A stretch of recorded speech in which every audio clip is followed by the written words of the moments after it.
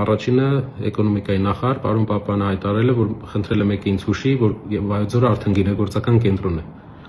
Եկեք տեսնենք, թե ինչ գինեգործական կենտրոն է Վայոց ձորը, որպեսզի համեմատենք իրական գինեգործական կենտրոնը պարոն Պապյանի պատկերացրած գինեգործական կենտրոնի հետ, համեմատում ենք Վրաստանի,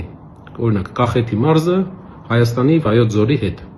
Վայոց ձորում հայտնաբերվել է ամենահին գինու տակառները, ընդհանրապես տրադիցիան ամենահիներից է գինեգործության աշխարհում։ Ուրեմն Կախեթի մարզը ամեն տարի արտանում է մոտավորապես $200 միլիոն գինի։ Դա իրական գինեգործական կենտրոնն է։ Վայոց ձորի մարզը, պարոն Պապյանի ասած գինեգործական կենտրոնը արտանում է $2-ից $2.5 միլիոն գինի։ Եվ ընդհանրապես Հայաստանը Կախեթի մարզից 15 անգամ ավելի քիչ գինի է արտահանում։